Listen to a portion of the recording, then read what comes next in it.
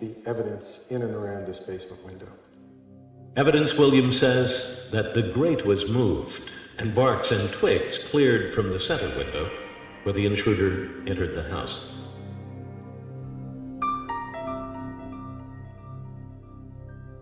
The popular theory in law enforcement circles is that Patsy Ramsey, angry over JonBenet's chronic bedwetting, hits her, and thinking she's dead, stages a kidnapping to cover it up.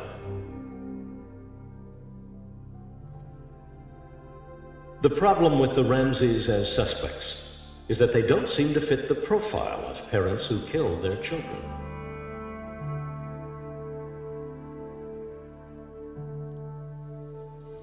I think she would have typically been a low-risk victim by all the information that I have available. There was nothing in that home that would have indicated to me that she was at high risk for violent victimization.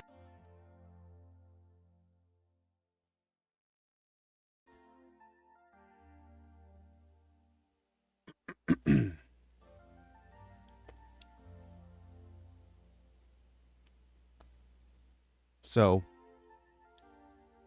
kind of talking a little bit more about Dr. Beuf and his analysis, doing a little bit more of a deep dive on that.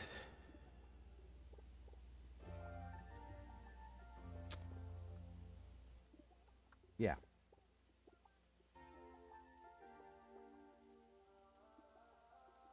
So we did a little bit of a breakdown last time. And we're just kind of talking about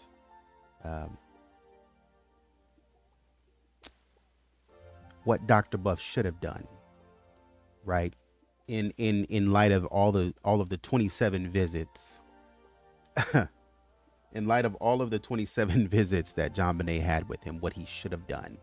He should have sounded the alarm. There should have been more action taken on Dr. Beuf's part.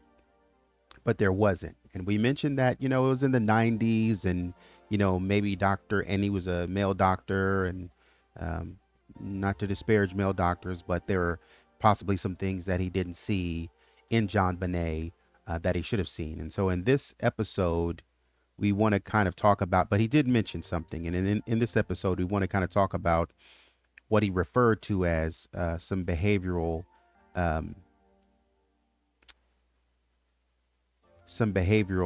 missteps maybe that he didn't recognize or he didn't see. I think in the Diane Sawyer interview when he was on ABC Primetime Live, if I'm remembering correctly, he said her behavior didn't change. He didn't see any changes in her behavior. And we mentioned that it could possibly be due to the fact that she was a trained beauty pageant queen.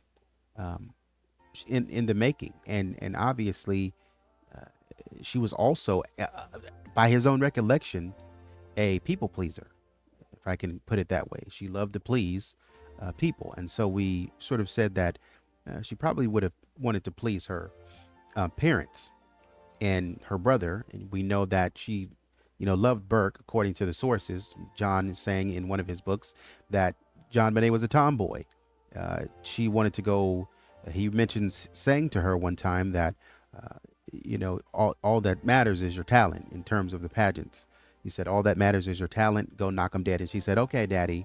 And she ran and, scurried off to play with Burke and his friends.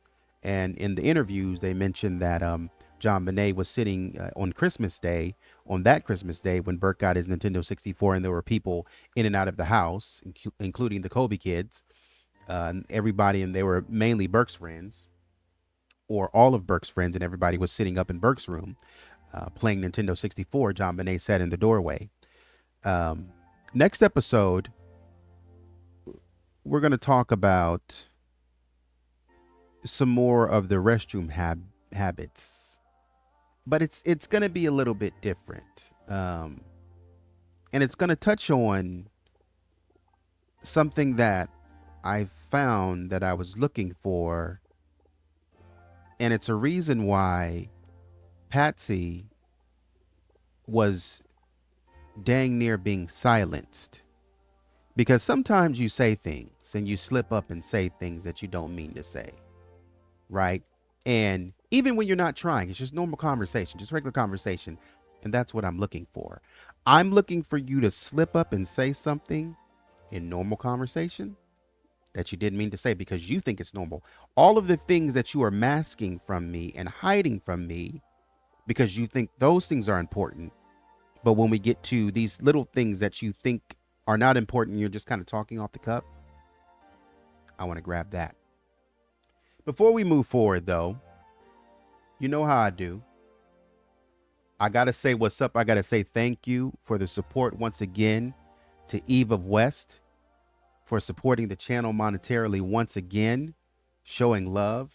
I said something to the effect of wanting to respond to the comments. And Eve said, look, for the people that rock with you, we don't need shout outs and responses. You know what we're here for. And I appreciate that. But you know what I'm going to do? I'm still going to shout you out. I'm still going to shout you out because I appreciate you. I love it. I love you guys. And I appreciate the investment that you guys have with me in this channel. So Eve, thank you so much once again for the monetary support, supporting this video. Hope you love it. Hope you like it. Hope you enjoy it. Big hug. Bring it in. Thank you so much. And let's get going.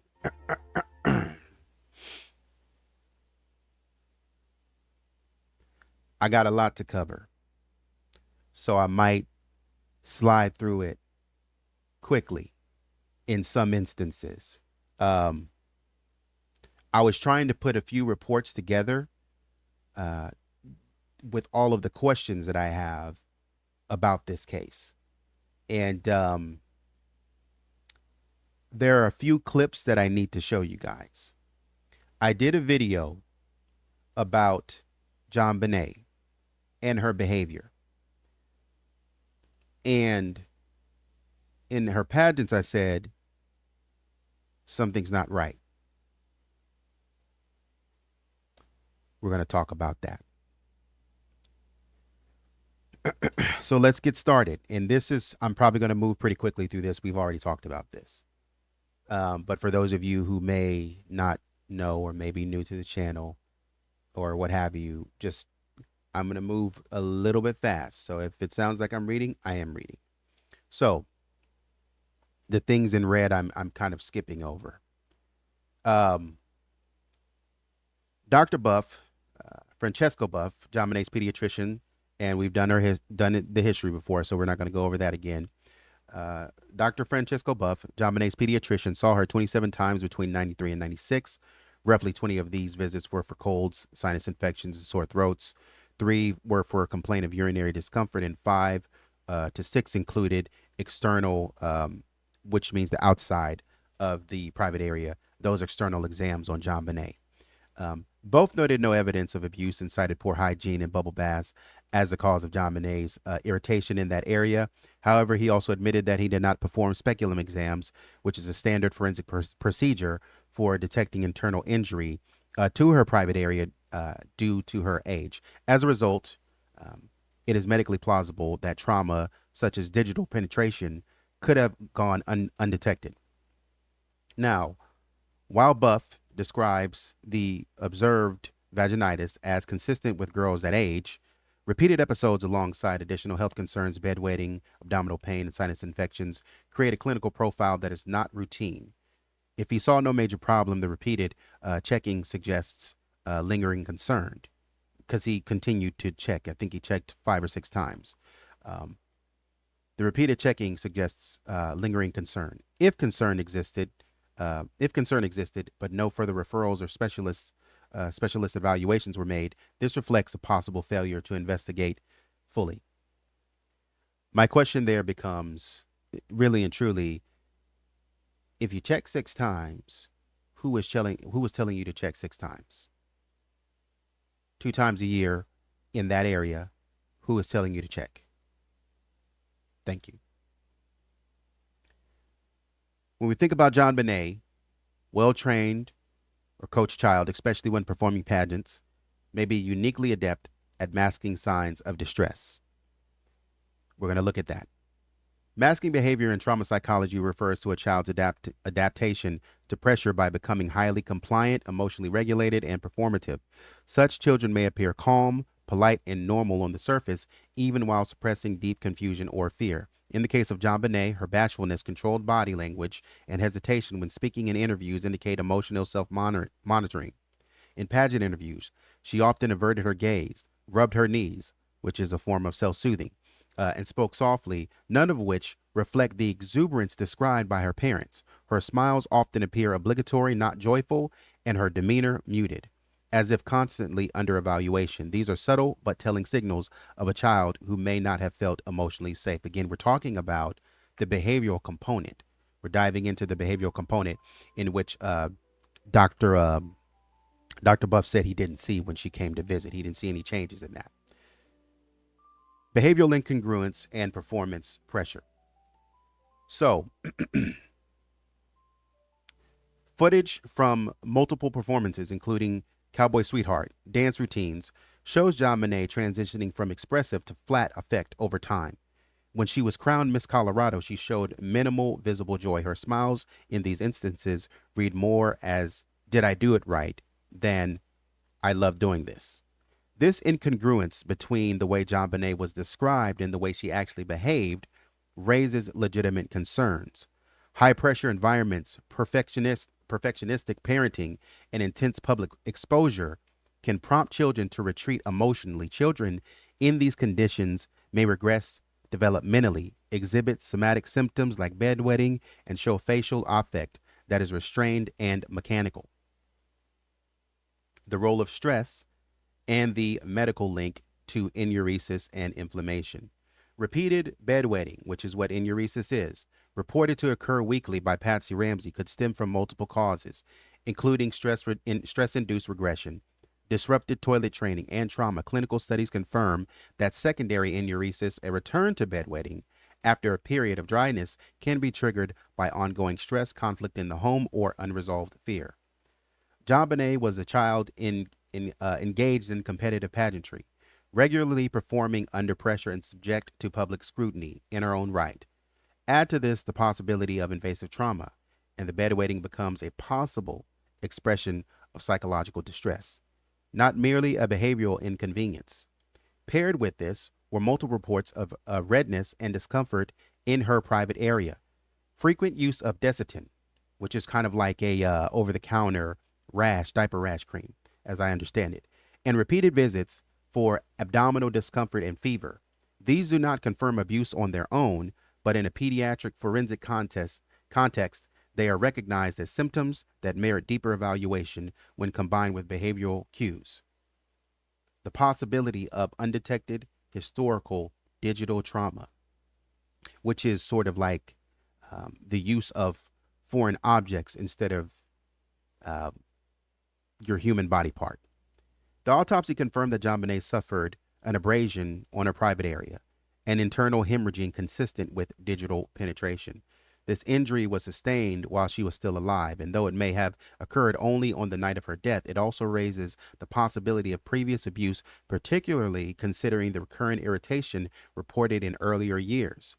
Digital abuse, which is maybe penetration by an object or maybe into a body part that is, not probably the body part that you're thinking of, often leaves subtle, non-visible evidence unless an invasive exam is performed. Without a speculum exam or forensic assessment, low-grade or partially healed injuries may go unnoticed. I want to jump back on camera for this one. Pediatric trauma literature supports that prior assaults can appear as recurrent vaginitis, urinary discomfort, or abdominal pain in the absence of disclosure. Further complicating this picture is the possibility that the abuse may have come from a peer or another child in the home, which would likely be minimized, misunderstood, or not disclosed by JonBenet at all. Children often fail to report such breaches unless specifically asked, or unless the abuse is framed as something bad or harmful, which is often not the case when the abuser is another child.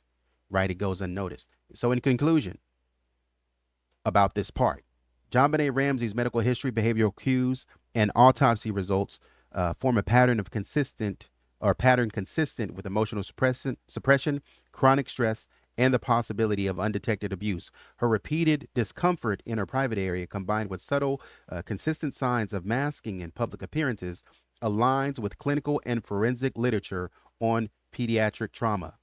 While it is not possible to establish a definitive causal link, we know that between those symptoms and abuse, the circumstantial and behavioral evidence suggests a strong enough pattern to warrant that possibility that we need to take a look at this. The likelihood of trauma being missed due to insufficient clinical invasiveness or in-depthness, I might call it familiarity bias, and Dr. Buff being familiar with the family and JonBenet's own emotional masking is high. That means we need to take a look at it. There could be something there, is what we're speculating. This report supports further discussion and visual comparison of JonBenet's behavioral footage.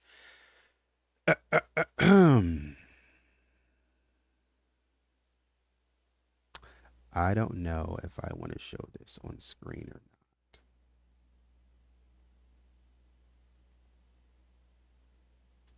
not. I don't know if I want to do that. Okay.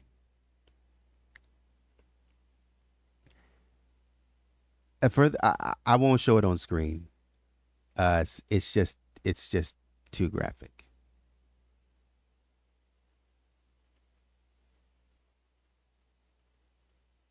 But I will read it to you. When we go back up to the part, pediatric trauma literature supports that prior assault can appear as recurrent itis, urinary discomfort, and abdominal pain in the absence of disclosure.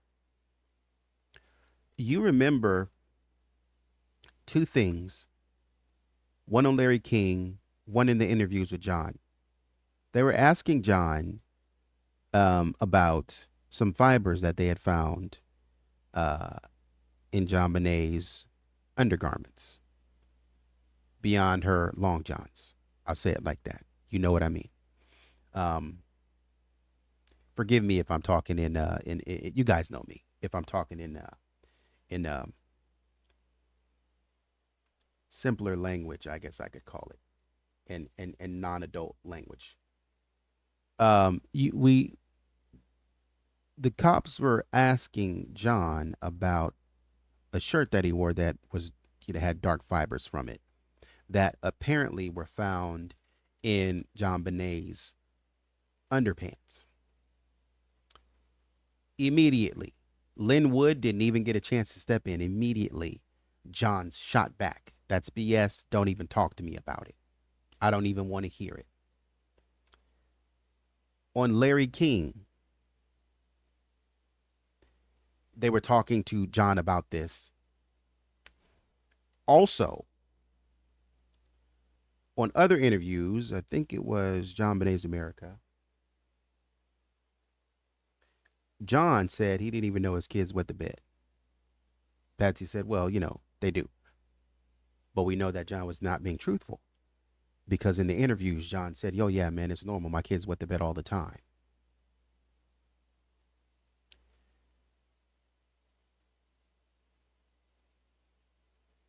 And we know that Patsy had to be speaking to John about it. Prior assault can appear as these recurrent issues in the area circulating. M.A. Reinhardt and R. Adelman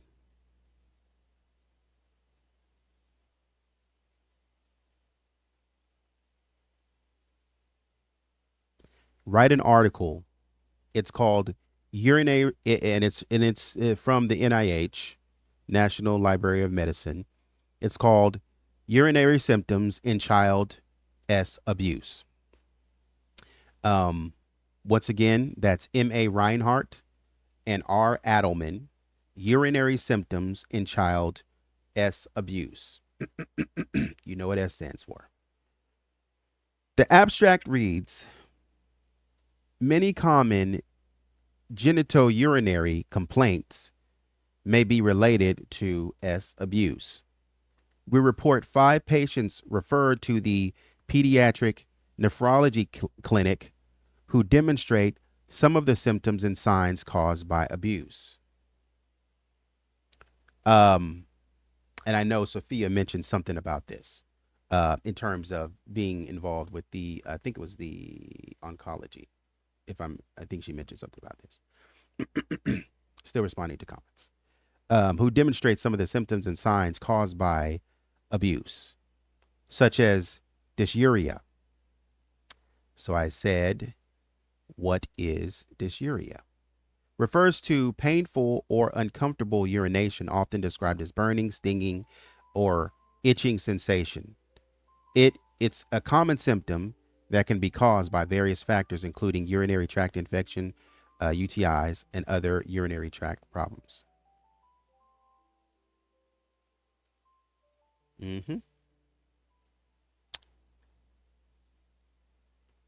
This research was done in 1989, October 3rd of 1989. Huh.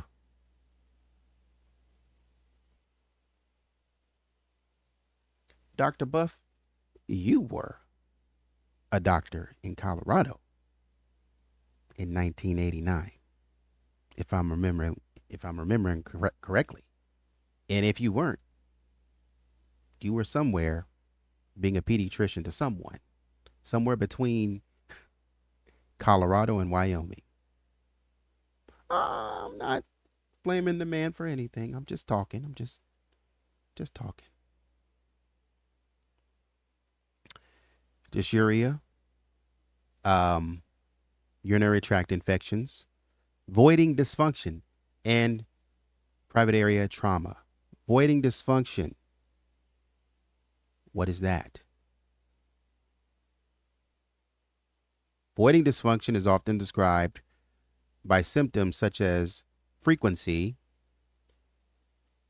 urgency, and this is on UCLA.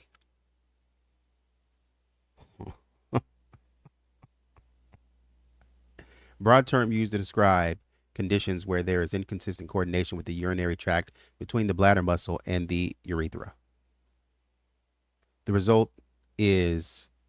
results in incomplete relaxation and overactivity of the pelvic floor muscles during urination.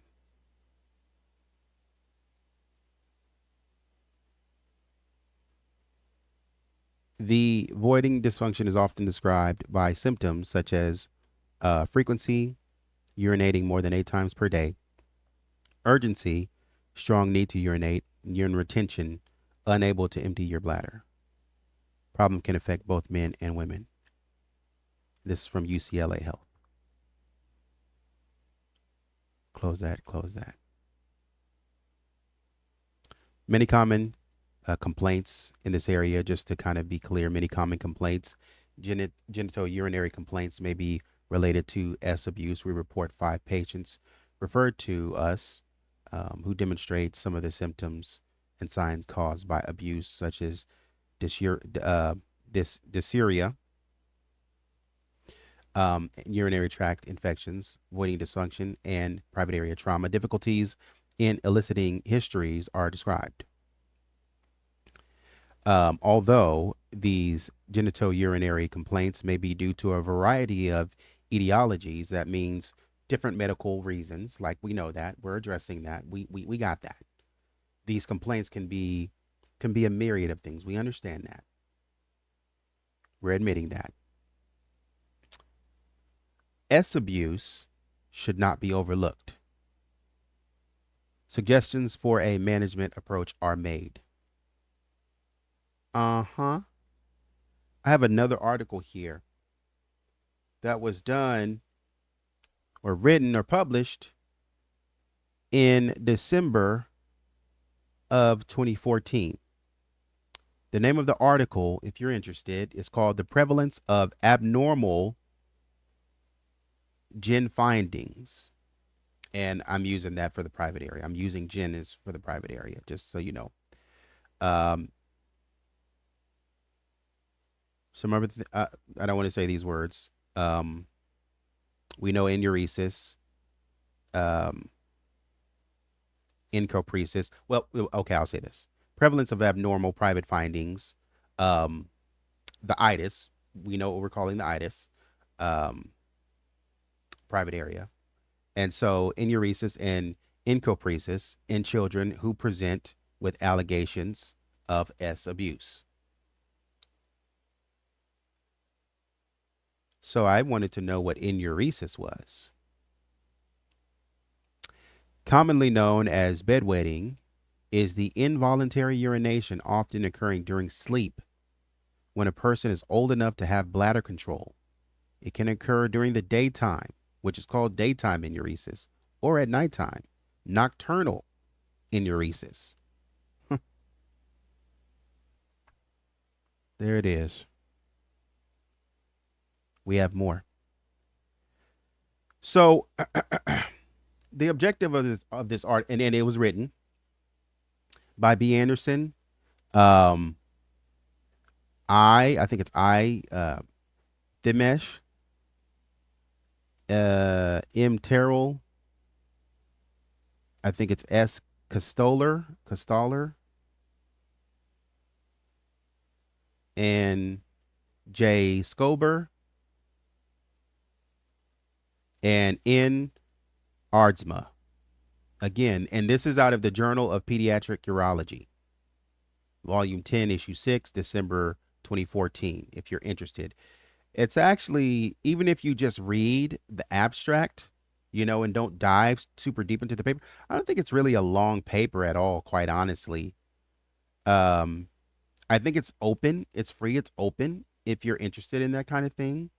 So you don't have to log into any paywalls or anything, or any university websites or anything, or with any university emails or anything. I think it's just open. It has the conclusion, the discussion, the results, the materials and the methods, how they, conducted the study. Um, so the objective is to assess the prevalence of, um, I'll go ahead and say vaginitis, enuresis, and encopresis in children who were referred for allegations of S abuse. Subjects, so we know who's in this study, a retrospective chart review of 1,280 children presenting for non-acute examination after allegations of S abuse during a 15-year time span, interview documentation, physical examination documentation, urinalysis, urine, and private area cultures were reviewed. So they reviewed these kids who may have been assaulted. The results show that of the 1,280 children that they looked at, 73% were female and 26%, or I'll say 73.3% were female and 26.7% were male. The ages of the children ranged, what the heck?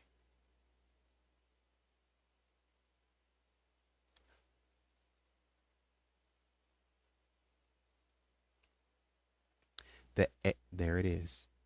The ages of the children ranged from 6 months. Yo, that is wild.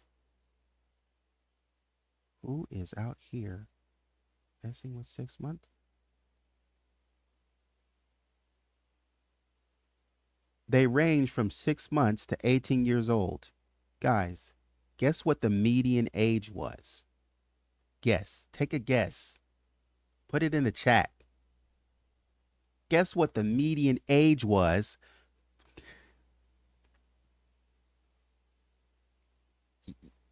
I'll tell you.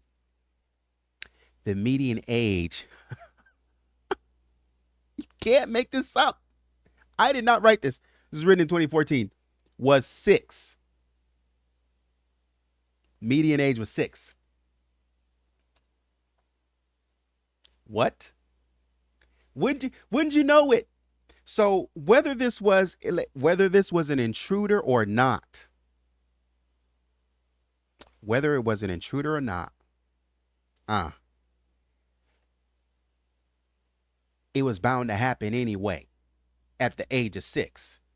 And I guess the intruder just so happened to be like, She's 6 now. Might as well show up. That's what the intruder was saying. She's 6. I might as well show up. Yeah, I guess you should. Keep in line with statistics, I guess. That ain't it. Interviews revealed that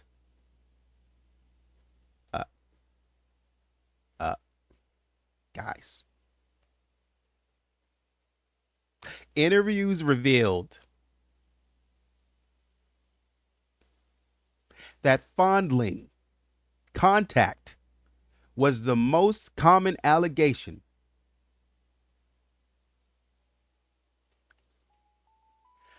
Median age was 6. And the most common allegation was fondling. So it doesn't even have to be male interaction with a male body part. It's just fondling. Oh yeah, I'm on your trail. I'm hot on your trail. Median age of 6, that's the middle age. Most common reason, and that was listed, that ain't me. That's listed in the autopsy report. And the research comes back and backs it up and says it's most likely going to happen in females. 73% of the time, you could count it, clock it, bank on it. It's going to be a female. And what do we see in the case of JonBenet Ramsey? A female, age 6, fondled. Well. Can't make this up. Followed by, I don't know if I want to say that. I don't know if I'm not going to say that. It's wild. This is wild. You guys have to pull it up and read it, but I'm not going to say that. Interviews also disclosed lower urinary tract symptoms, UTIs, constipation, encopresis, and uresis. Listen to this. Physical examination revealed no abnormal genital findings in 44.7% of the cases. That's almost 50%. That's almost like you flip a coin. Flip a coin, you find it. Flip a coin again, you don't. Could find it, could not find it. So if doctor, and that's at 44%. So if Dr. Beuf says, I looked at it, I gave her an examination, I gave her a physical exam 6 times. Okay. 6, what is this? 44.7. 6 times 44.7. Bruh. Well, we already know that's going to be. If we let's lock up at 50. Let's lock up at 50%. That's going to be 3 of the 6 times it would have gone undetected, is my point. If we round up to 50%, 3 of the 6 times it would have gone undetected. What about the other 3 times?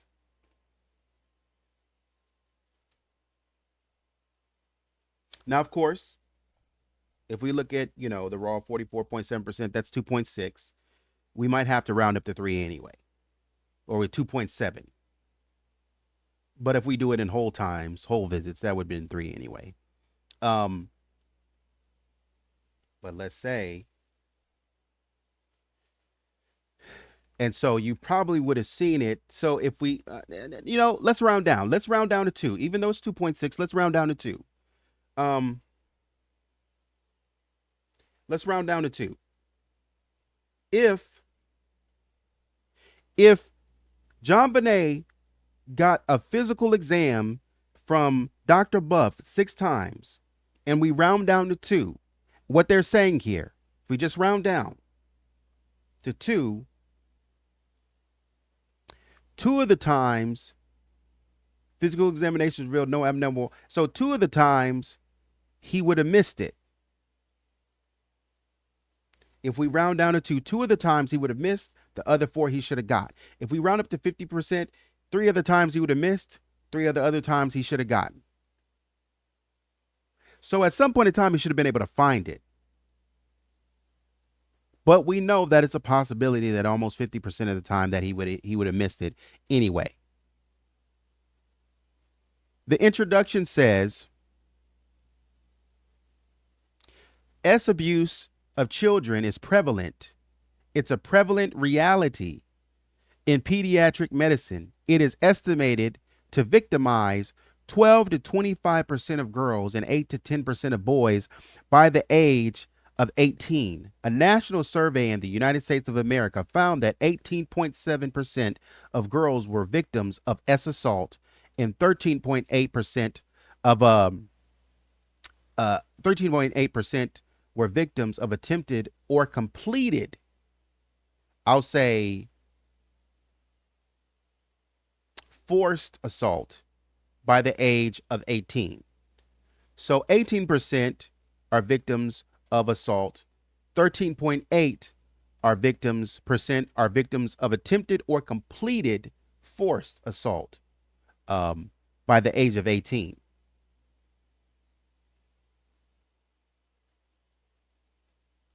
And so it comes to their attention because the evaluation of children presenting after this abuse. So people are, it included assessments of urogenital complaints such as the private area itis, the enuresis, and the dysfunctional voiding. So because of these things, so like we said, there's no definitive causal link between these symptoms and S abuse. However, put together, you start talking to us about it, there may be something that we look at. Now, we know we're on the right track. We're not just looking at this because it's silly to look at, or we're trying to make things up, or it's sort of pie in the sky, as my dad would say. We have two published articles from the journal of, one from the Journal of Pediatric Urology, specifically talking about kids. And we have another article from the NIH talking about how urinary symptoms can tell you about S abuse and S assault in children, and how you're supposed to, where's that? 12 to 25% of girls are victimized by the age of 18, 12 to 25%. So when Dr. Buff said to us, he sees this in about 20 to 25% of the girls he sees, Doc, you're right in range. You're right in range for an assault victim that you should be paying attention to. You're in range. The research shows that you are right in the range. You said 20 to 25. The research shows 12 to 25%. So of the 20 to 25% of the you said, okay, 20 to 25% of people I see this they have this. It could be the case that these 20 to 25% are all experiencing abuse, mixed with the fact that this town might be prone to this kind of activity. Now, there's been some research by other creators on this, and they go in depth on this. Now, I'm not telling you that you have to believe that this was an S ring, or JonBenet was paid by handlers, or she was, let's call it, put on the highway, if we can call it that, in the middle of rush hour traffic. Let's call it that, if you know what I mean. I'm not saying that JonBenet was in that position. There are many people who believe that.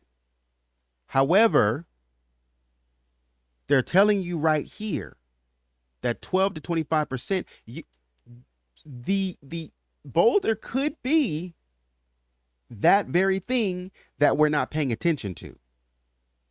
And that's the problem. I want to jump over to,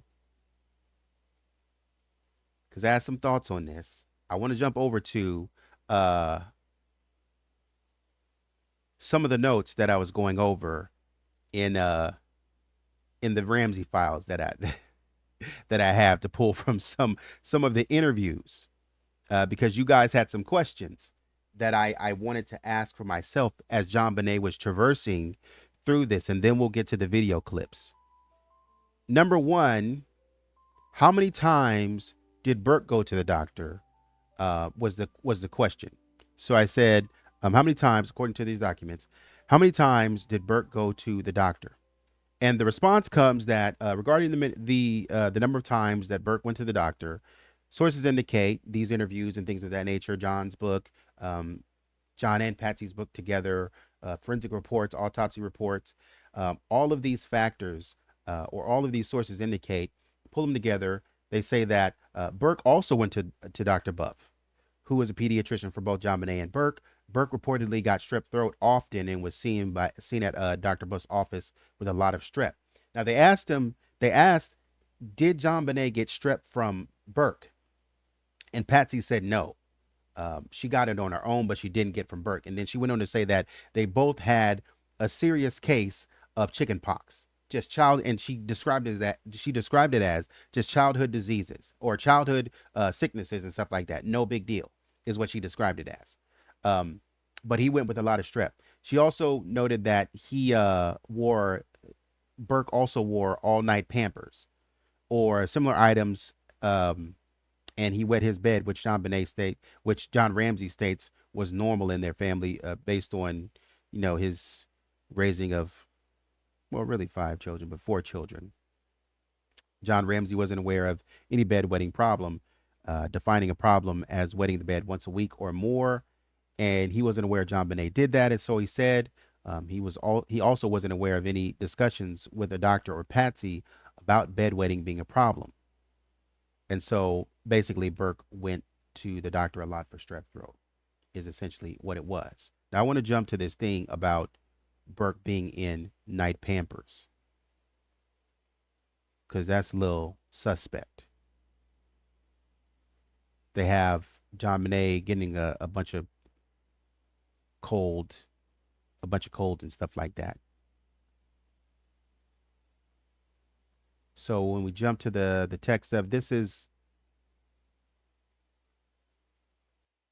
I think this is in the 1998 interview with Lou Smith and Michael Caine.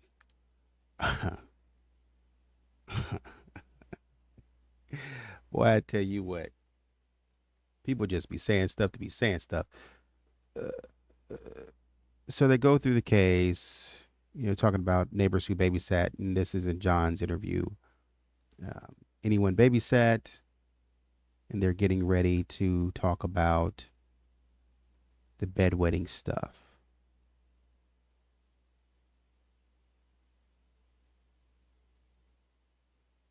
They're trying to understand where they're going with this conversation. Because they're asking about, we'll deal with that later, babysitters and things of that nature, in terms of Patsy being sick. But anyways, they go on to talk about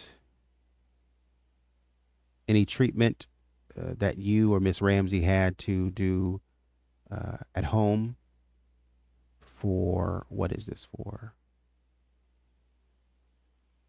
About neighbors, I think so, don't think so. Was there ever, Michael Caine is saying, was there ever, I've never seen her medical records, but I heard you talked about comments about, I noticed she had something at certain times. Was there ever treatment that you or Miss Ramsey had to do at home for that? John says, not that I did. I don't know. Michael Caine says, any antibiotic treatment or anything. John Ramsey says, if there was, that was kind of between Patsy and her, you know. Mike Caine says, any other questions? Lou jumps back in and says, would there have been anything? I know there was a bedwetting problem, something, and they do have certain kinds of devices for bedwetting to avoid the leak. I don't know what that means, but anything on that ever occurred that you recall? John Ramsey says, I mean, we read about that. They're talking about, so they're asking him basically, you know, was there anything that you guys did to help with, you know, JonBenét's bedwetting issue or the antibiotics or anything that that you know of? And John is like, yeah, no, I never heard of JonBenet having any bedwetting issues. You know, if she did, that was between her and Patsy, your daughter, the daughter with your namesake. That was, forgive me, but you make it seem like that wasn't your responsibility. Yikes, yikes, that's crazy. So I guess your response, if Patsy was sick and JonBenet was having these bedwetting issues, was to get somebody else to do it. I don't want to do it. Get someone else to do it. And so when they ask him, hey, what about dealing with leaks? John says, you know, I I I, I don't know anything about that. We read about it, but I don't know if we did anything about that. We read about it, and I, of course, I don't know if JonBenet had any bedwetting problem. I'm not sure she did. I think all kids wet their beds. So John, so he's talking out of both sides of his mouth right here. So he's saying that he doesn't think JonBenet has a problem with wetting beds. But then he goes on to say, well, all kids have problems with wetting beds. But why would that matter if all kids have problems with wetting beds if JonBenet didn't have that problem? We're talking about JonBenet. So why would it matter what other kids are doing if JonBenet didn't have that problem, sir? Talking about both sides of your mouth. And so um, all kids with their beds. I know my older kids certainly did. Okay. The kids used to wear these all night Pampers or whatever they were called. I wouldn't classify it as a bedwetting problem that I was aware of. And Michael Caine says, you weren't aware of one? And John Ramsey says, no. And Michael Caine says, now see, Mike is picking up on what we're picking up on. The silliness. This is silly. This is just silly. We're asking you, you know what a bedwetting issue is. You know what a bedwetting problem is in your older kids. You know what Pampers are for on older kids. Why do you think we're putting Pampers on children? So they won't use the restroom. Because it's a problem if they use the restroom. And it becomes a problem if they use the restroom excessively. And he's saying he doesn't know about that. You put on all night Pampers. For what?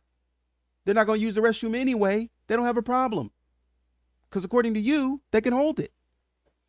Whatever they're called. When classified as a bedwetting problem, Mike Caine says you weren't aware of one. John Ramsey says no.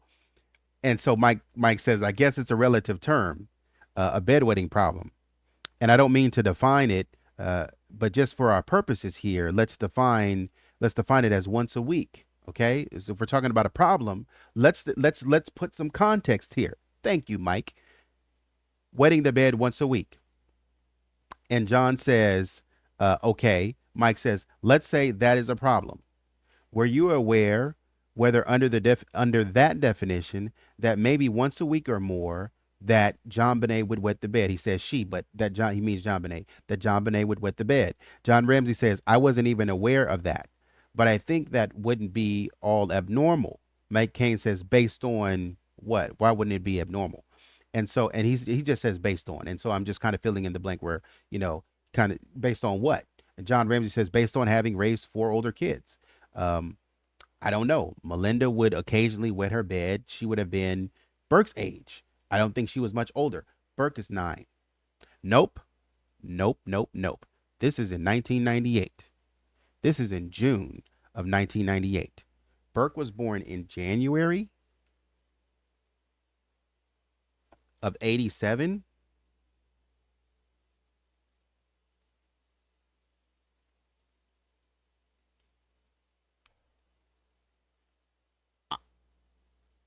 I think he's talking about something else, because Burke is 11 at this point in this interview. And he's saying Melinda would occasionally wet her bed. She would have been Burke's age. I don't think she was much older. She would have been 11. I thought it was 8. You're telling me she may have possibly been 11 wetting the bed, or even 8 or 9? 9? Because if he's referring back to the age Burke was, because Burke was about to turn 10 at the time of JonBenet's death. He would have turned 10 in January, that following January. So he was 9 going on 10, basically 10.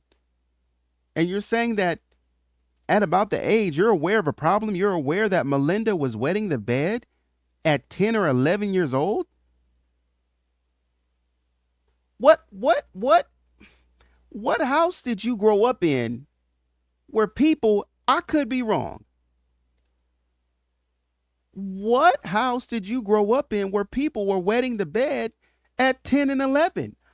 I'm not trying to disparage people who have that problem. I'm just saying, if you have that problem, I don't mean any harm. I'm just saying, it's to me, it's not normal. Or I wasn't raised around that. To me, maybe it was for other people, but for me, this is wild. Okay, so how about your your other children? Okay, so no. Mike Kane says, how about your other children? John Ramsey says, no, not that I'm aware of. Mike Kane says, do you have any recollection of any of your other children? And he goes on to say, well, John Andrew did, I think occasionally, in a diaper stage to no diapers. Mike Kane says, but beyond, this, I think that's 2 or 3 years old, 6 or 7. John Ramsey says, yeah, I think that was very normal in our family. And so Mike Kane says, so there was never any discussion that you had with anybody, with a doctor, with Miss Ramsey, about it being a problem. Because you're telling me that Melinda was having, was using the restroom in the bed.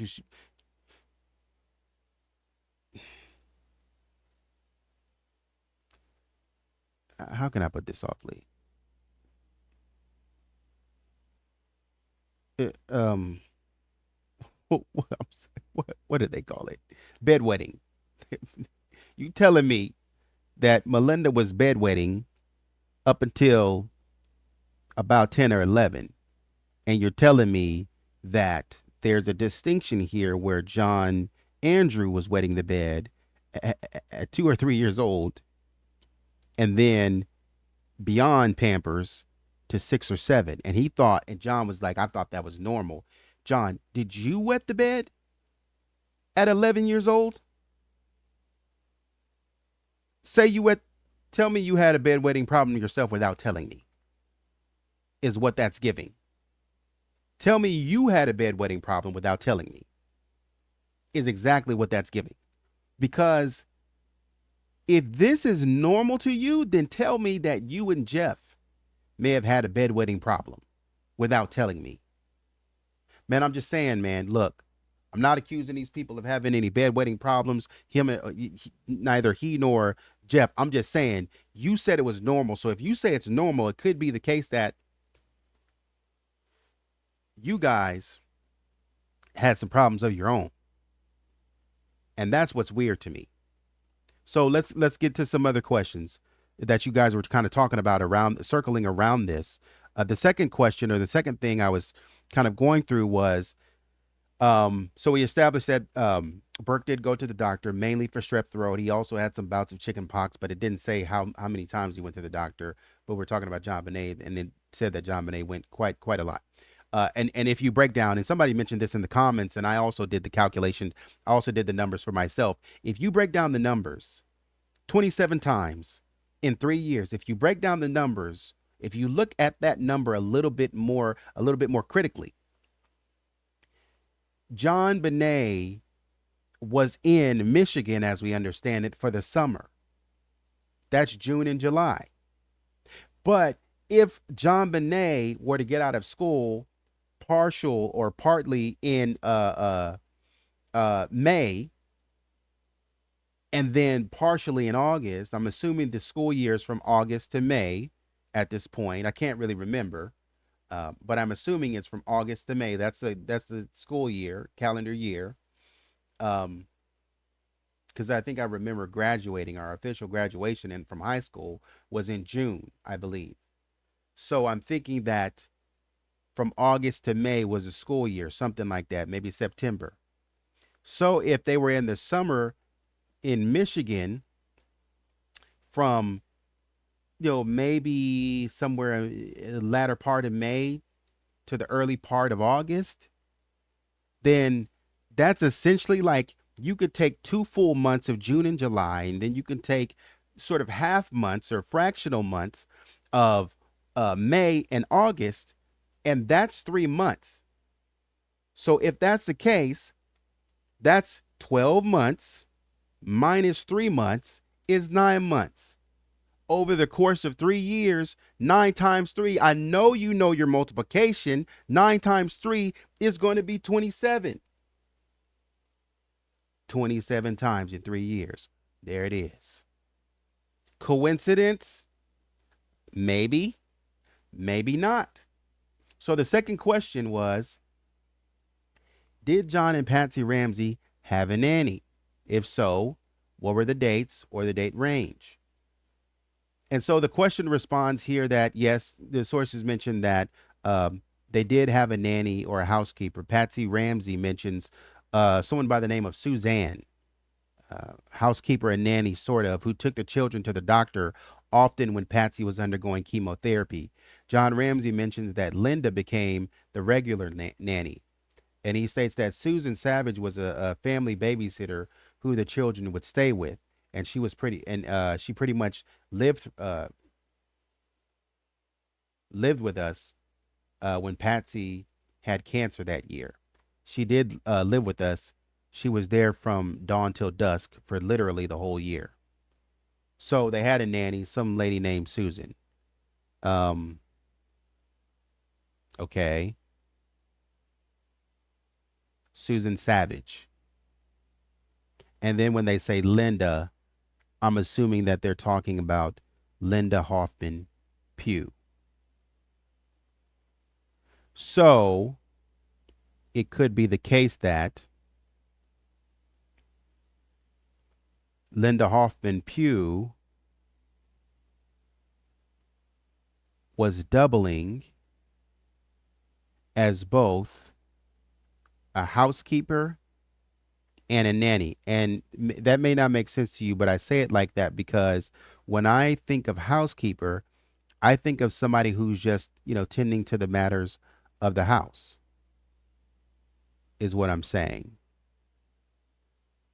That's what I think about when I think about the housekeeper, somebody who's just kind of tending to the house, washing dishes, washing, clothes and things of that nature. I get in, I tidy up the house, and I get out.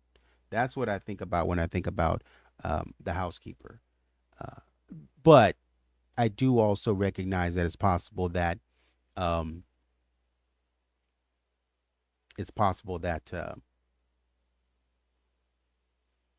it was a mix there.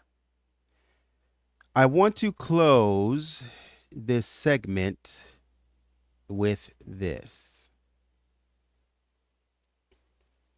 There are several videos that I want to look at. Now, I don't want to do it to you, but I got to. Because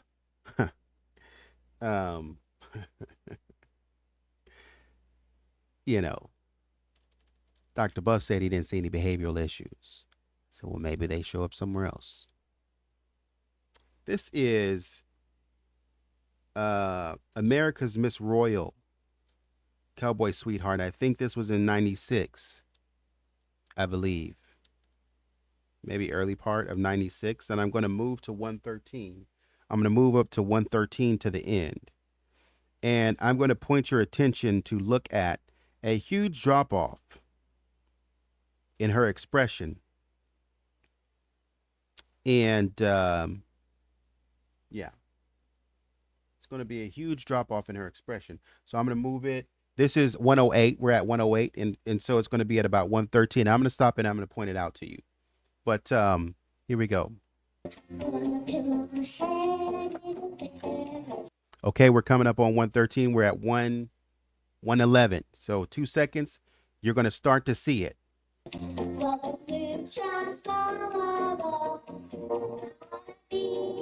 There it is. There it is. I'm not done.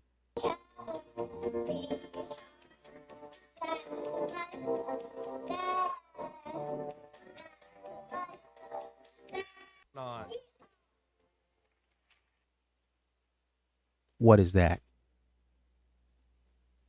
You think JonBenet wanted to do these pageants? I don't know. Maybe she did. Maybe she was excited. She loved doing these. That's what John and Patsy Ramsey will tell you. She loved doing them. JonBenet has been doing this. If this is in 1996, JonBenet has been doing this for 2 years. She loved doing them. What is this? 116.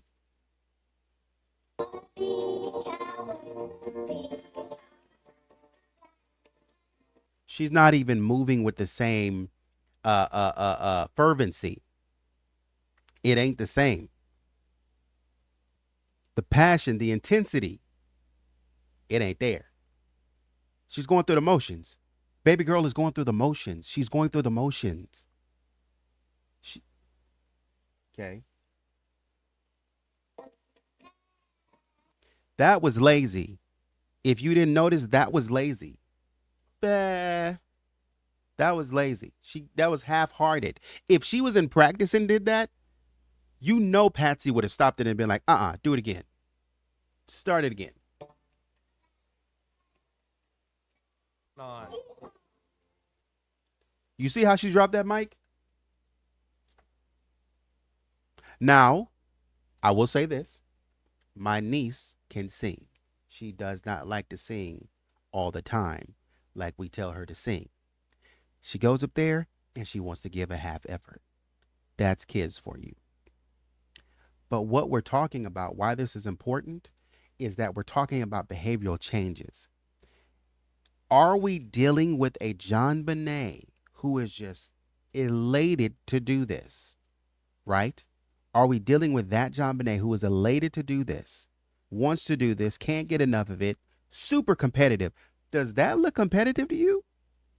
Look, let me tell you something. If you watch the Olympics and you watch some of these gymnastic routines, when they stick the landing, they stick the landing because it's competition. All of this, the facial expressions, are when they go to the bench and the camera pans over and they go to the bench and they're watching the people's facial expressions and stuff like that. But JonBenet is on stage and she drops her face. She drops the mask. This ain't the only time. So you can't, you might think I'm making this up. Oh man, it's just one thing in isolation. I'm telling you right now, this is not the only thing. Because when this was what we, in our analysis of JonBenet, this is one of the videos that we analyzed. And I said, man, something about that performance just doesn't sit right with me. And we come back around to this discussion with Dr. Beuf, and he's saying that he doesn't notice any behavioral changes. This girl has lost her luster for this. Could this loss of luster, could this loss of interest be due to everything that she's got going on? Because her body is tired. Darkness under the eyes and all such as that. She's tired. She's done with it. She's got sickness in her body. Chronically, possibly asthma, chicken pox, pneumonia, godly, UTIs, itises. And then on top of all that, she's getting beat over the head not physically, but she's getting just absolutely pummeled with this whole pageant thing that she, it's like, man, maybe I do like it, but it's just like in the context of all this other stuff. That's a lot for a 6-year-old to have to deal with. Being sick and doing this, it's hard for an adult to adult and hold it together. But a sick and we got to do it. We have to be an adult and work, because if we don't work, we don't eat. But for a 6-year-old they don't have to do this. It could be an opportunity.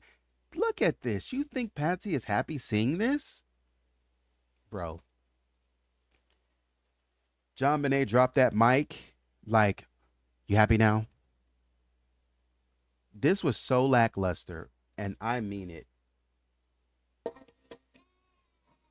Lack. On. Looking for looking for somebody to give that mic to. Here, take it. You want it? I'm not done. 1996. Son, this one.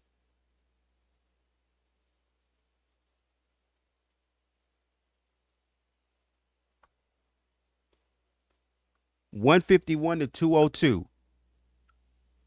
I love this though, because she's on her mark. I love the entry. I love the start, because she's excited. She's getting on her mark. And so she starts. Move this out the way. Go to 151.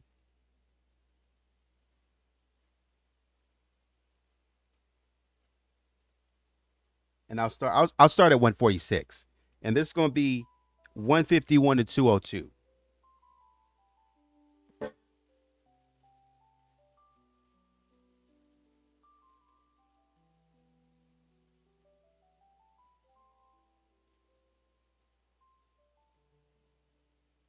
So what I noticed here was she has a little bit more spunk.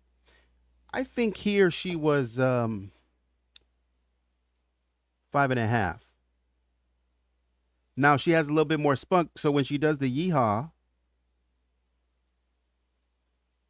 she doesn't just, throw it on top of her head. She throws it up. So she's putting some effort into it. Maybe because the other one was the first one. I think when she was five, I think now she's 5.5. The other one, she was 5. And after she pulled that stunt, when she was like, yeehaw, Patsy was like, don't you ever do that again. Don't you do that. When you get up there, because Patsy probably saw that. Patsy noticed that. Patsy ain't no fool. She noticed that. And she was like, hold on. Don't you ever do that again. You get up there, I don't care how you're feeling, you better show some spunk. And when you get off stage, we can talk about anything else. But you get up on that stage, you better act like you're happy to be there.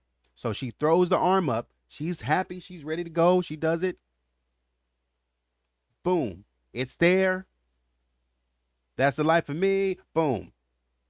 And she's happy. She's okay. I got my smile up. She's looking out in the crowd, because Patsy's watching. I'm looking out in the crowd. Hey, I'm smiling. I got the smile.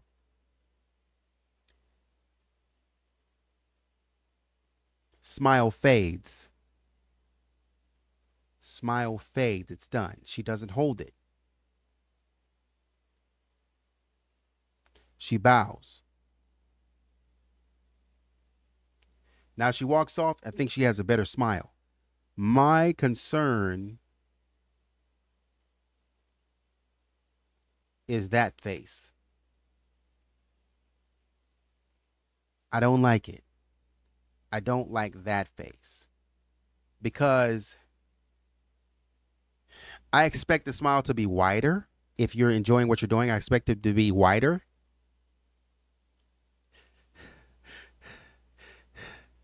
Breathing hard, but wider is what I expect. But immediately the smile drops. Let me see. We already talked about the Little Rascals 1995 comparison with JonBenet in the last video. I'm not going to bring that up again. We already did that one.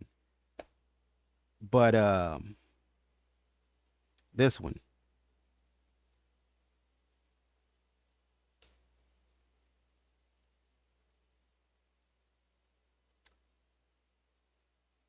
Oh.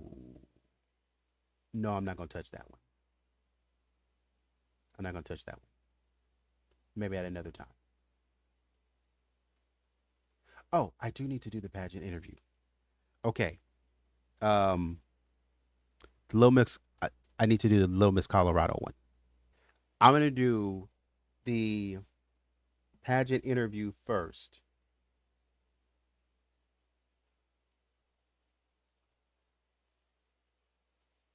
And how old you are? My name is JonBenet Ramsey, and I'm 5'5". 5.5. Okay, pick one, two next. Okay. What is your favorite animal at the zoo? The monkeys, they can play around, hang around.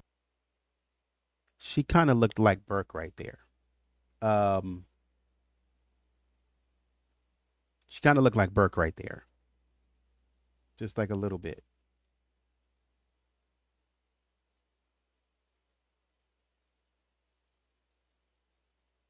Now, what's your name? And we analyzed this on another video. What's your name? And how old you are?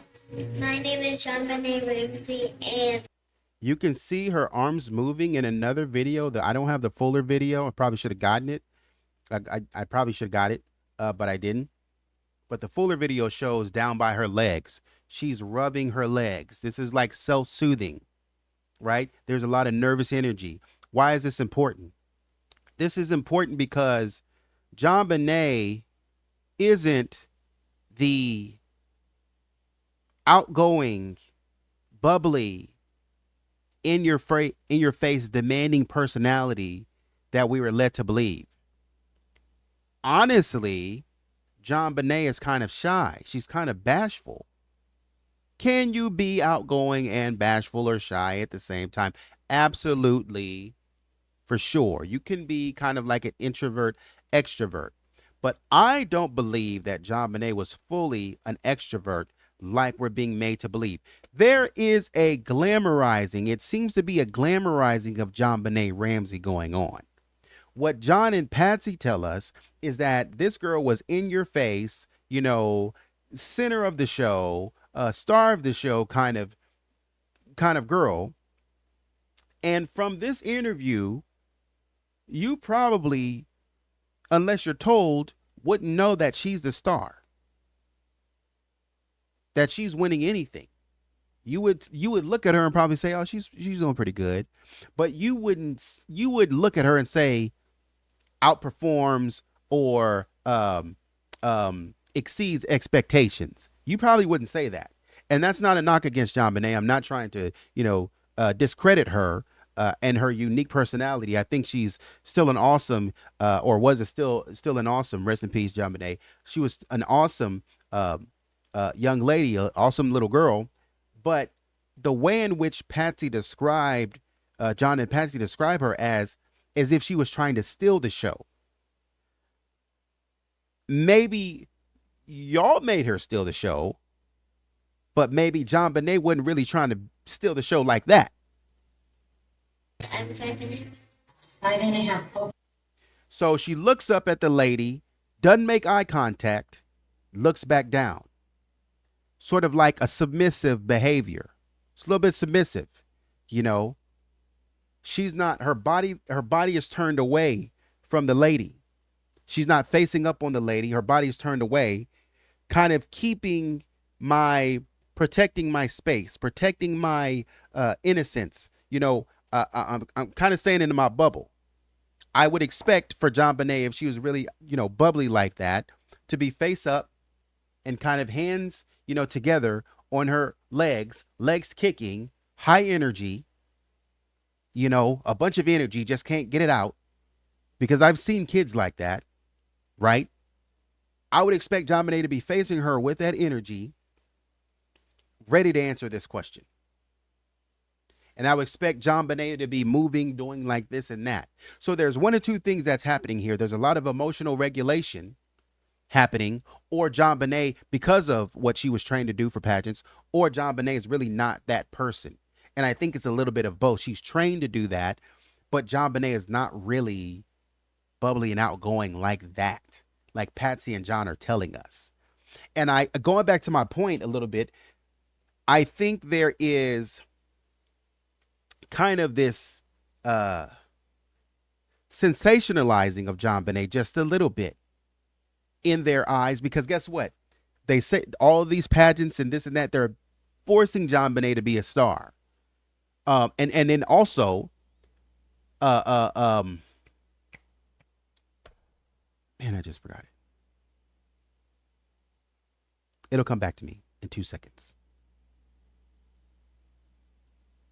But it's an important point. But anyways, they're kind of like movie stars.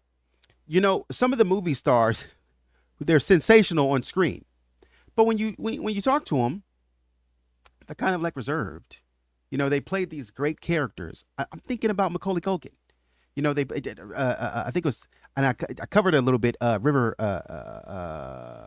Phoenix. I think I covered him just for a second. And extraordinary performers, but when you get them sort of outside of the camera, they're kind of like, I guess so. Oh man, you did such a great job in this video. I did all of this and then I mean, yeah, I guess. Oh, that's what it was. To pair with JonBenet, I knew I was gonna catch it fast. To pair with JonBenet, she's sensationalized in the fact that she's in these pageants. She's really, because of Patsy and Nidra and Pam, supposed to be the next Miss America. John even went on to name one of his boats Miss America. I forgot it again. Oh, there it goes again. Sorry. Christmas Day. Instead of JonBenet's tombstone being associated with the 26th of December, John put the 25th to mark it and say, okay, boom. We want JonBenet to go out with a bang, sensationalized for the 25th. Bruh. Come on.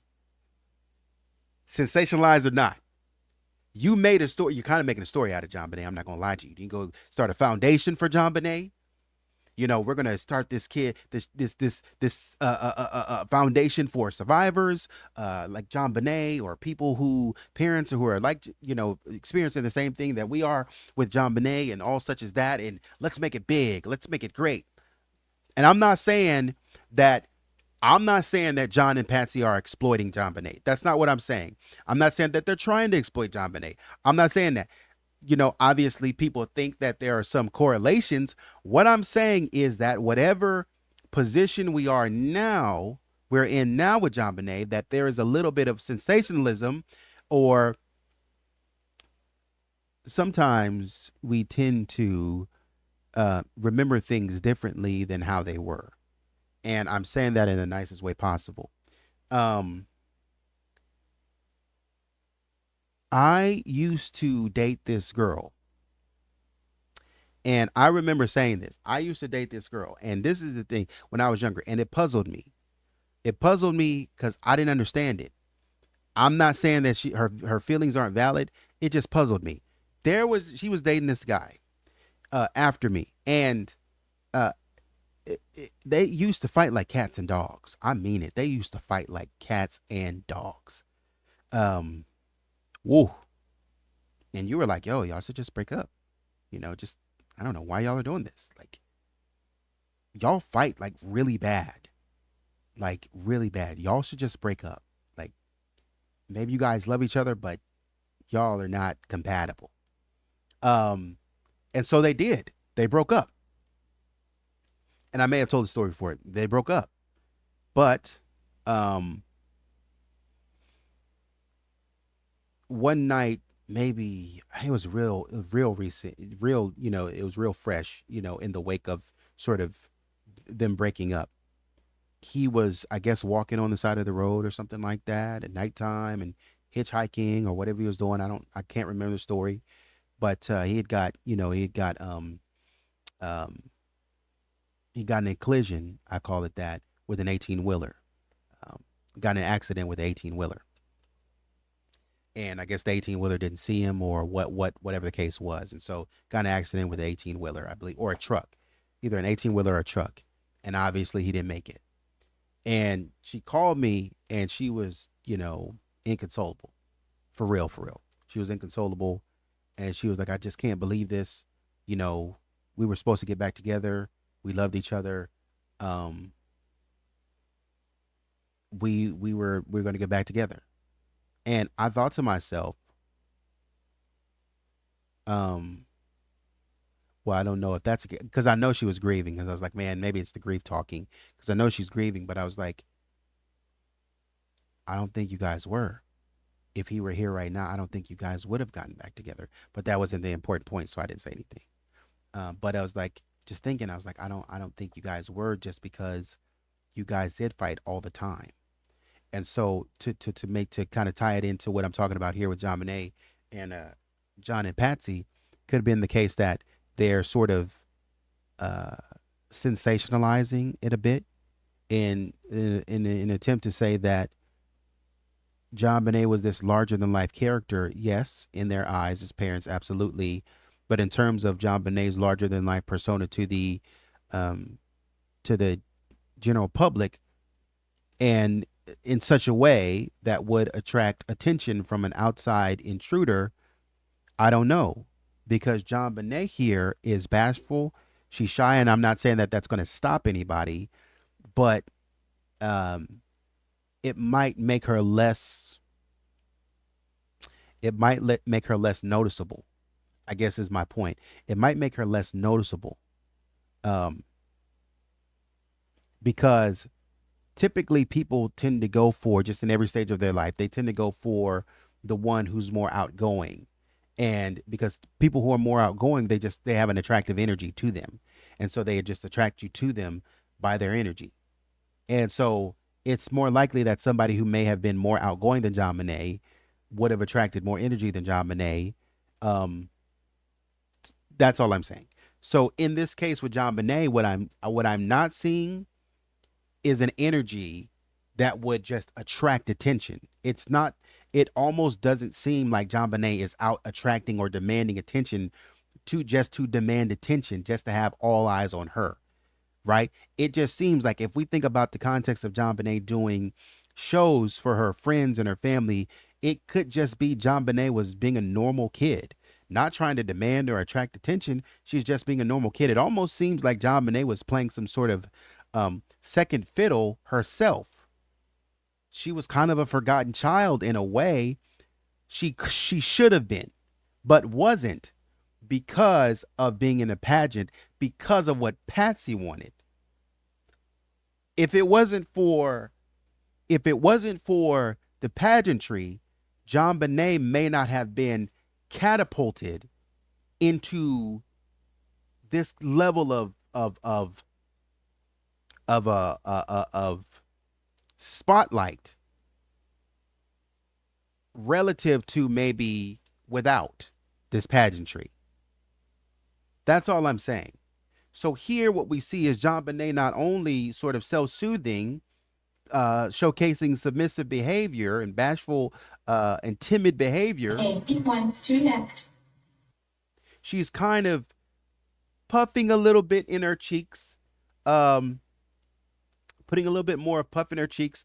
She kind of has her lips kind of tightened together, a little bit more nervous, awkward behavior. Okay.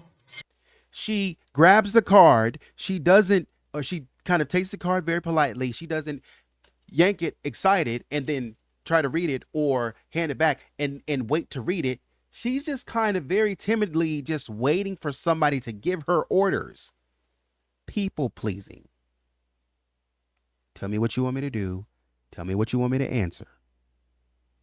I will act nice. I'm a good child.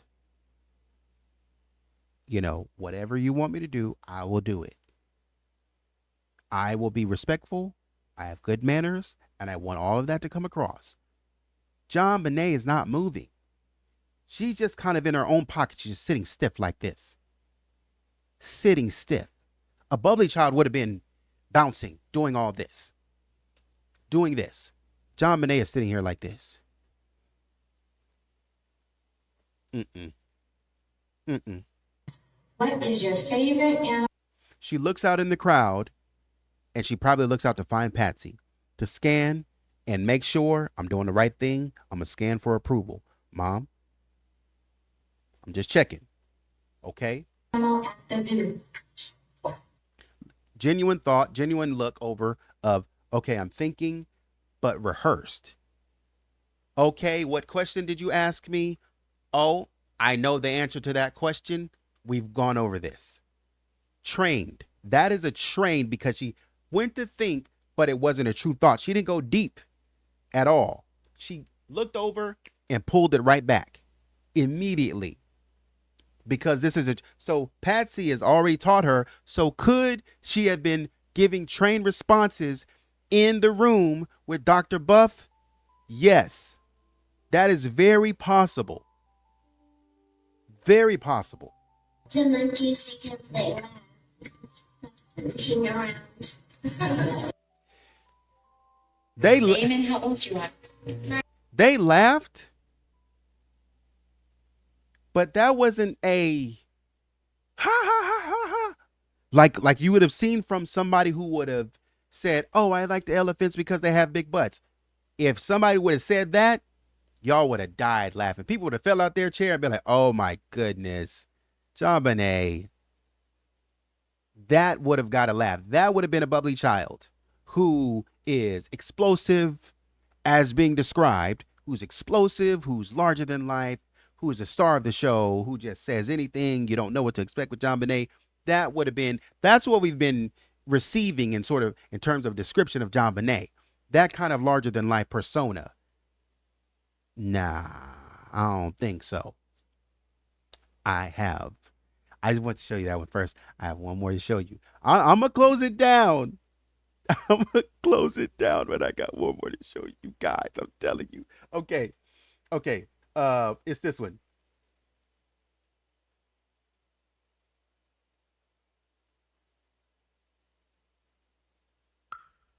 Okay.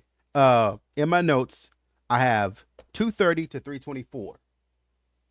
A compilation of her pageant clips. Now, her ambition is to marry someone just like her dad. That's great. Patsy said JonBenet loved her daddy on the CNN interview, June 1st of 1997, I believe it was. 2:30, 2:20. Royal Miss.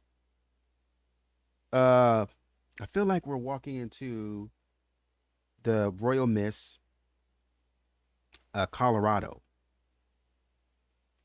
I think.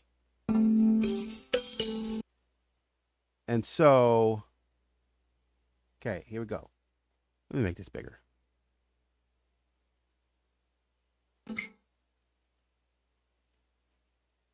So she's doing her thing. Coming up on 2:30.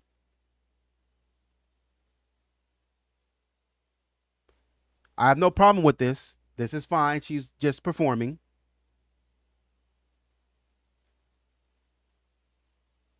She's being crowned. She's a winner. She is winning. She's being crowned. Now remember, JonBenet loves to do this. She's smiling.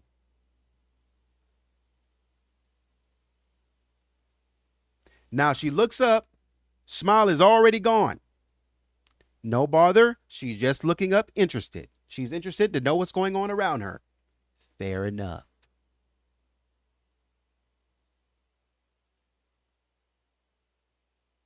Gets crowned, and you can tell that sense of, there's a sense of appreciation. There's a sense of accomplishment. She likes the feeling of the crown being placed on her head.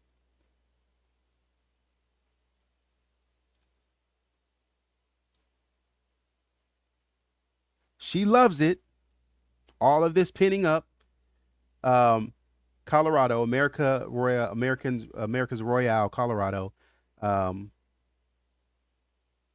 pageant.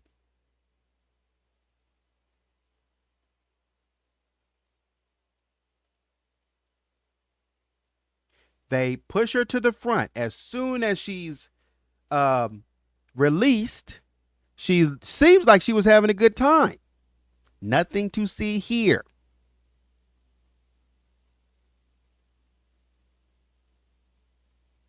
She stands there and she's looking around. You won the trophy, baby girl. Just go and get. She's looking around.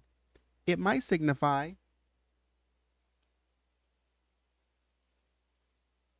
that she's not comfortable being up there by herself.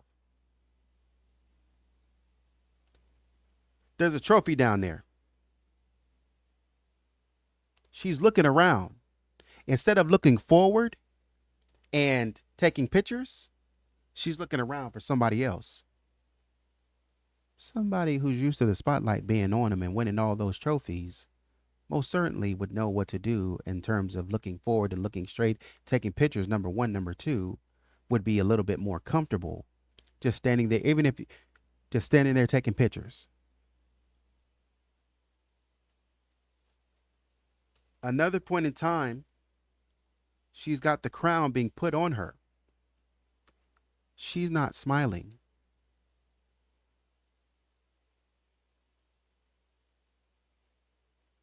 They ask her something, does that fit? She's like, yeah, or whatever they ask her, she's like, yeah, that's fine.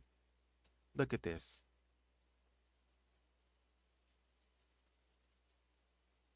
Look at that turn.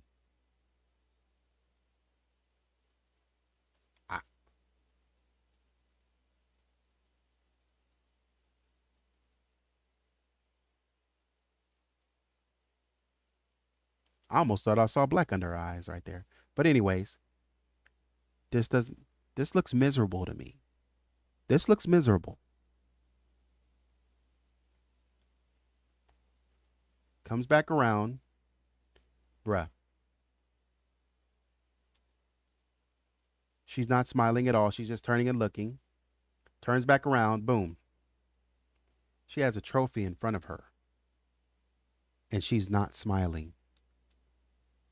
What does this indicate? Whatever material possessions that you're trying to give to me, it ain't enough. The trophy, it ain't enough. The crown, it ain't enough. We've seen 3 videos where JonBenet started off with a smile, but it faded quickly. Meaning that there is a temporary hit of happiness. But the hit of happiness is not enough to be sustained by what I'm appreciating. There are other things that I'm concerned about or worried about that don't allow me to stay present in this moment and be happy. You know, a 6-year-old, kids are happy-go-lucky. They don't have any problems, except when they do. A 6-year-old is happy-go-lucky. They're happy to be in front of a camera and take a... Have you seen a 6-year-old in front of a camera? Do they stop jumping up and down in front of the camera trying to get the attention of the camera? Have you ever tried to like take a camera and point it the other way while you're trying to record something else and a 6-year-old knows you have a camera? A 6-year-old is like, hey, hey, hey, hey, hey, hey, hey, hey, hey, hey. And you love them, but you're like, get out of my way. I'm trying to record. Stop. I'm trying to record. Move. But they want to be in the camera. What are you doing? What are you recording? There's a happiness there. If they win a medal, they're smiling. Where's the camera? Looking for the camera. JonBenet is not. She's just standing there. Look at her arm. She's just holding the wand, and her arm is just like, she doesn't want to be there. So when we talk about behavioral issues, and you know what? I'm not going to belabor the point. But when we talk about behavioral issues with JonBenet Ramsey and how Dr. Buff said he could not see them, They were there. This girl is not enjoying her life or anything that she's doing. This girl is winning crowns and winning trophies. Y'all remember, and some of you may not know the song, but it was there. It was there when I was growing up. It's a Britney Spears song called Lucky. And the point of the song is talking about people looking at this Hollywood girl and they say she's lucky just because she's a star. But what Britney comes back and says, but she cries in her lonely heart. And she says, if there's nothing missing in my life, then why do these tears come at night? If there's nothing missing in JonBenet's life, then why is she not smiling?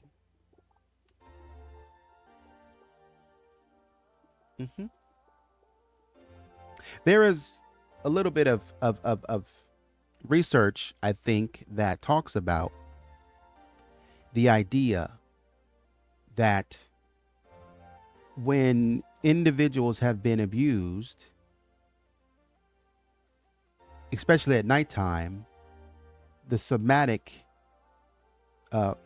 there's a somatic, or I'll say in simpler terms, the body tenses up. The body tenses up, and it's sort of, I'll say it prepares for war at nighttime, because it's like, there's a stress of possibly being interacted with in a way that I don't like. I don't know how to express that I don't like this. It doesn't feel good. We've talked about before how there was a little bit of inappropriate behavior discussions between Burke Ramsey and Evan Kobe, according to John, where they were talking about using the bathroom outside and pulling their private parts out and such as that. And so we know that there was, according to those interviews, an awareness on the part of these children about other kids' private areas. So we know that's there. So if you're ever wondering, and that was one of my questions when I first started researching this investigation, how aware were these kids of their own private parts? And then subsequently, if you become interested, and they become at the age of about 8 or something like that, if you become aware of your own private parts, then it's definitely possible that you become aware of others, and you want to know what's going on with other individuals' private parts of the opposite sex. And so we know that these kids are aware of that.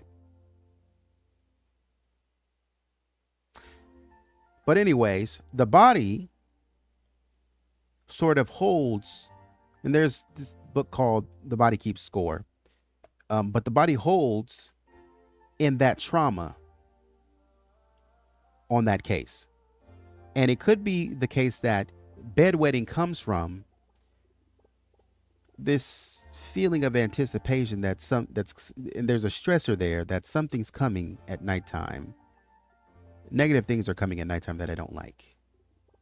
In JonBenet's case, could be other things, but it's also possible that in this case, for JonBenet, with the cumulative effect of everything that we've discussed, that might be the case.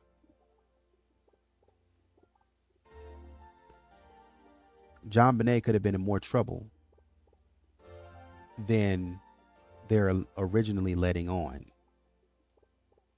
And the more we dive or we dig into these reports, these interviews, the more we can start to see, JonBenet may not have been who you told us she was.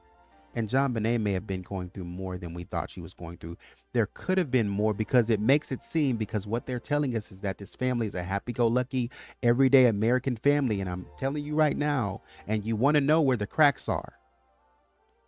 And once you start digging a little bit more, we started looking at John Ramsey's business, and we say, well, if there's some cutting of corners in the business, it's going to be some cutting of corners elsewhere.